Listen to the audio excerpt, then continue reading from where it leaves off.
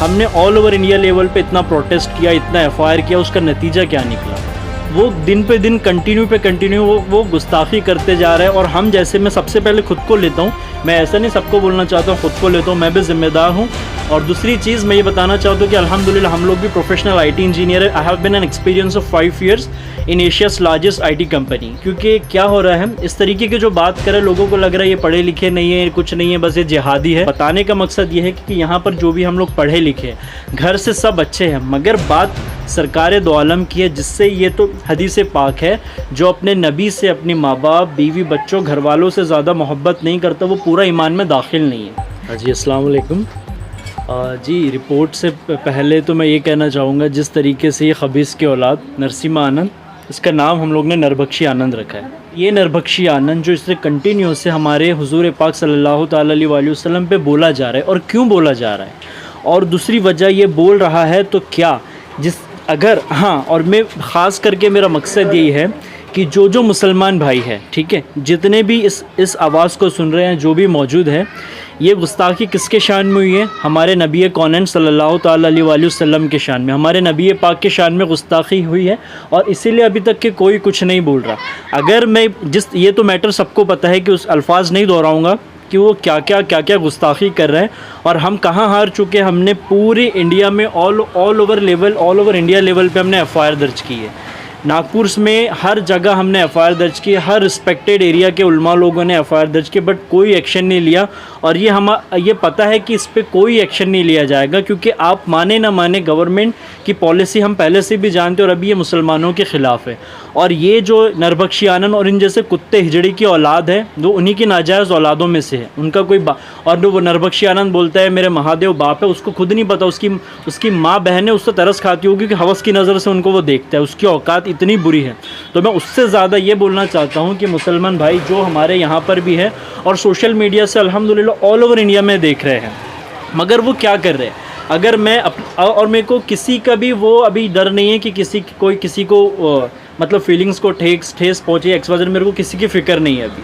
तो ये बोलना चाहता हूँ कि अगर कोई इतनी हम लोग के मुस्लिम्स अथॉरिटी है, हमने ऑल ओवर इंडिया लेवल पे इतना प्रोटेस्ट किया, इतना एफआईआर किया, उसका नतीजा क्या निकला?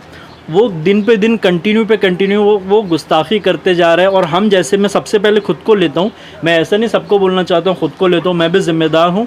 और दूसरी चीज़ मैं ये बताना चाहता हूँ कि अल्हम्दुलिल्लाह हम लोग भी प्रोफेशनल आईटी इंजीनियर है। I have been an experience of 5 years in Asia's largest IT company. क्योंकि क्या हो रहा है, इस तरीके की जो बात करें, लोगों को लग रहा है ये पढ़े लिखे नहीं है, कुछ नहीं है, बस ये जिहादी है, तलवार लेके निकले हैं, कुछ नहीं। तो बताने का मकसद ये है कि यहाँ पर जो भी हम लोग पढ़े लिखे, घर से सब अच्छे हैं, मगर बात सरकार दो आलम की है, जिससे ये तो हदीस पाक है, जो अपने नबी से, अपनी माँ बाप, बीवी, बच्चों, घर वालों से ज़्यादा मोहब्बत नहीं करता, वो पूरा ईमान में दाखिल नहीं है।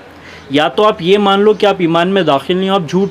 हाँ, और मुसलमानों से ये बोलना चाहता हूँ, जब 12 रबीउल अव्वल आती है, झंडे लेके निकल जाते हैं, हम बच्चा है कुर्बान, क्या ये हक अदा कर रहे हैं हम? मैं सबसे पहले अपने को बोलता हूँ, अगर यहाँ पे जितने खड़े और जो भी मेरे सुन रहे हैं, जो भी लीडर्स हैं, मैं उलमा, और ये नहीं बोलूँगा कि ये सारी जिम्मेदारी सिर्फ उलमाओं की है, बेशक उलमाओं ने हमें सरपरस्ती रखनी चाहिए, और इंशाल्लाह ये हमारा वादा है कि उन पे खरोच आने से पहले हम लोग अपनी जान देने हाजिर है। बट यहाँ से हम लोग उलमा से भी नाराज़ हैं, उलमा से भी हम लोग क्या बोलते हैं, नाउम्मीद हो चुके हैं कि कोई जिस तरीके से मुफ्ती सलमान अज़हरी साहब सामने आए हैं, वैसा कोई अभी देखा जाए तो कोई उलमा सामने नहीं आके नागपुर शहर में या कलकत्ता ऑल ओवर इंडिया पे कोई सामने आके प्रोटेस्ट करे। क्या नबी पाक सिर्फ मुफ्ती अज़हरी साहब के हैं, या उन्होंने अपनी जान पे खर्च करके बिल? उलमा लोगों का यहाँ पे हमारे रिक्वेस्ट और उलमा लोगों से गुजारिश थी कि आप सामने आते, हम जैसे नौजवानों की रहनुमाई करते, प्रोटेस्ट करते।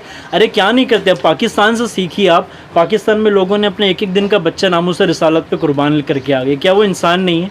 क्या उनकी फैमिली नहीं है? क्या वो पैसे वाले नहीं है? क्या आप लोग ही सब, आप पैसे वाले, आप ही की फैमिली है, आपों का कारोबार है, आप ही के पास टाइम नहीं है? क्या अंबानी हो आप?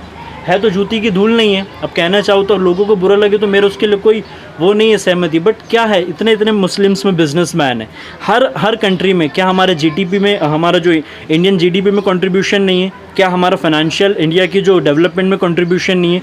क्या हमारा बिजनेस सेक्टर आईटी में कंट्रीब्यूशन नहीं है?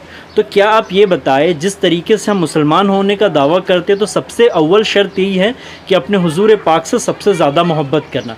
चाहे आप बिज़नेस वाले हो, जॉब वाले हो, दुनिया की जो पढ़ाई हो, कोई दिक्कत नहीं। बट आप लोग क्या कर रहे हैं, हम लोग क्या कर रहे हैं जिस तरीके से ये गुस्ताखी का आलम बढ़ता जा रहा है, हम लोग क्या करें, उल्टा हम अपने माँ बाप बच्चों को बोल रहे हैं कि यार तू जान दे तू क्या करेगा।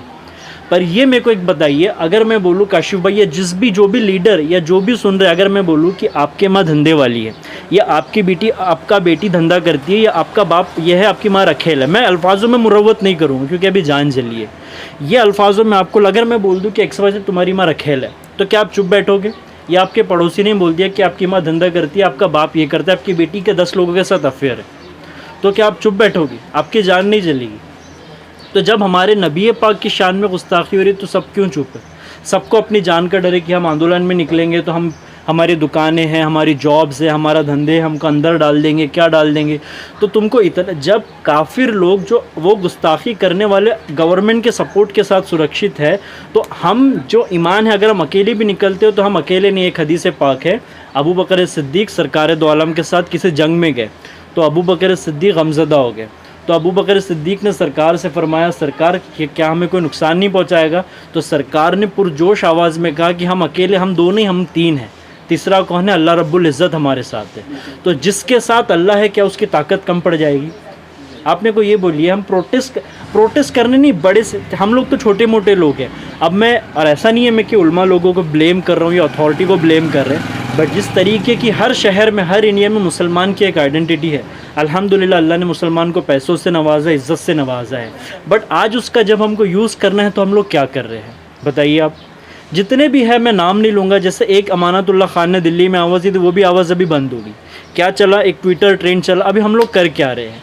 अगर यही बोलूँ, अगर हमारे बच्चे को कोई मार देता या हमारे माँ बाप के बारे में गुस्ताखी करते तो हम चुपचाप बैठ जाते? हम कोई ना कोई उस पर एक्शन लेते, आखिरी दम तक लेते, चाहे हमारा वो क्यों ना हो जाए। हम कॉन्स्टिट्यूशन की कदर करते हैं, बट जब हमारे नबी पे आएंगे तो हम इंडिया के कॉन्स्टिट्यूशन की कदर नहीं करेंगे। क्यों नहीं करेंगे? क्योंकि हम इतनी गुहार ऑलरेडी लगा रहे हैं कि उसको आप जो भी उस पर क्रिमिनल ऑफेंस डिक्लेयर करो, उसको अरेस्ट करो, मगर आप उल्टा उसको नहीं कर रहे हो। उल्टा जो बच्चे, जो नौजवान उसके ख़िलाफ़ आ रहे हैं, आप उनको अंदर डाल रहे हो। तो मेरा सवाल गवर्नमेंट से तो पहले है, पहले आपसे, ये मुझसे मेरा सवाल है और तमाम मुसलमानों के सवाल है, क्या तुम्हें नबी की मोहब्बत, क्या तुमने दिलों में मर गई है? तो अगर ऐसी बात है तो क्यों नारे लगाते हो? क्यों ईद मिलादुन्नबी शरीफ के जुलूस में झूठे नारे लगाते हो कि बच्चा बच्चा है कुर्बान?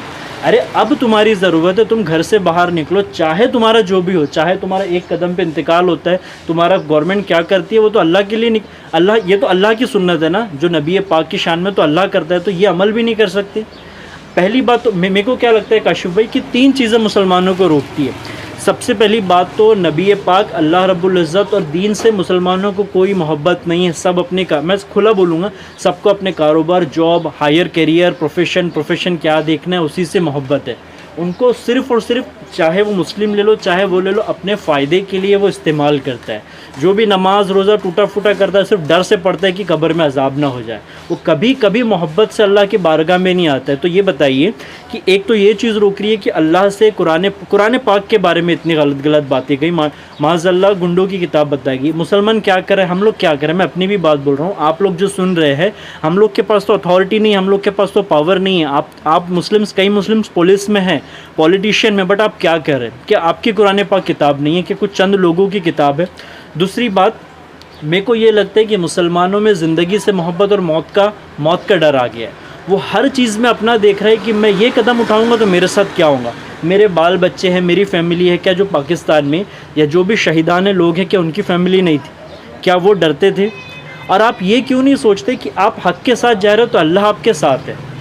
आप इस बात पे लोगों का ईमान चले कि बातें हम लोगों की सबसे, सारे मज़हब से अव्वल अगर हमारी बड़ी बातें तो मुस्लिम ही करता है, ये कुर्बान वो कुर्बान। आज गैर मुस्लिम लोग हमारी हंसी उड़ा रहे हैं। तुम लोग तो इतनी नबी शान के बारे में बात करते हो, मगर जब वक्त आया तो तुम में से एक नहीं आ रहा। मैं नाम नहीं लूँगा उस मज़हब का, अगर उस मज़हब के लोगों पर अभी बात आती ना, अभी तलवारें निकल जाती। और हम लोग क्या बोल रहे हैं अभी? नहीं, घर में है, बैठना है, लेडीज़ हैं, लड़ाई झगड़ा